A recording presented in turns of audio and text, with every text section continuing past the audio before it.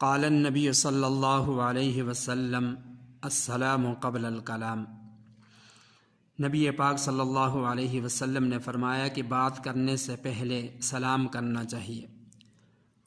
مسلمان معاشرہ جہاں ہر طرف خرابیاں ہی خرابیاں ہیں، مسلمان جو دین سے دور ہوتے جا رہے ہیں، وہیں پر ایک چیز یہ بھی دیکھنے میں ملتی ہے کہ جب لوگ آپس میں ملاقات کرتے ہیں یا فون کے ذریعے بات چیت ہوتی ہے تو سلام کرنا جو سنت طریقہ تھا اس سے آغاز نہیں ہوتا، بلکہ ہیلو، ہائے، بائے، ان چیزوں سے آغاز ہوتا ہے۔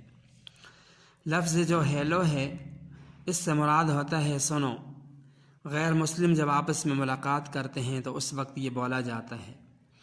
ہماری شریعت ہمیں یہ سکھاتی ہے، ہمیں یہ تعلیم دیتی ہے کہ مسلمان اپنی گفتگو کا آغاز السلام علیکم سے کریں۔ چنانچہ اسی لیے حدیث پاک میں آپ علیہ السلام نے فرمایا السلام قبل الکلام، کہ بات کرنے سے پہلے سلام کرنا چاہیے۔ ابن عربی رحمہ اللہ نے لکھا ہے کہ لفظ سلام اللہ تعالیٰ کے اسماء حسنہ میں سے ہے، اور السلام علیکم کے معنی ہیں اللہ رقیب علیکم، یعنی اللہ تعالیٰ تمہارا محافظ ہو۔ حدیث پاک میں سلام کے صرف دو طریقے ہیں۔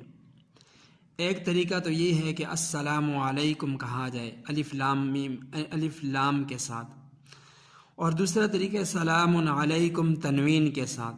اس کے علاوہ جتنے بھی طریقے ہیں وہ مسلمانوں کے طریقے نہیں، وہ غیر مسلموں کے طریقے ہیں۔ اور پھر دوسری بات یہ کہ سلام اللہ تعالیٰ کا ذکر ہے، مسلمان بھائی سے تعلق کا اظہار ہے، گویا اس سے یہ وعدہ ہے کہ میرے ہاتھ اور زبان سے آپ کو کوئی تکلیف نہیں پہنچے گی۔ ابن تیمیہ رحمہ اللہ کا قول ہے، فرمایا کیا تمہیں معلوم ہے سلام کیا ہے؟ فرمایا سلام کرنے والا کہتا ہے کہ تم مجھ سے امن میں ہو۔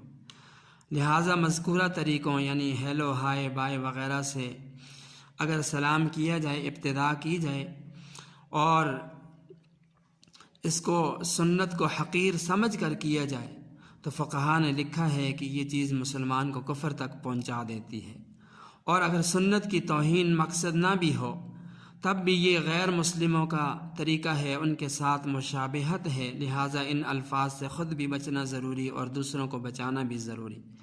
حدیث پاک میں آتا ہے آپ علیہ السلام نے فرمایا جس قوم کی مشابہت اختیار کرے گا تو فرمایا وہ انہی میں سے ہوگا۔ لہذا فون کرنے والے کو، اٹھانے والے کو بات کی ابتدا اور انتہا میں السلام علیکم ورحمۃ اللہ سنت کے مطابق کہنا چاہیے۔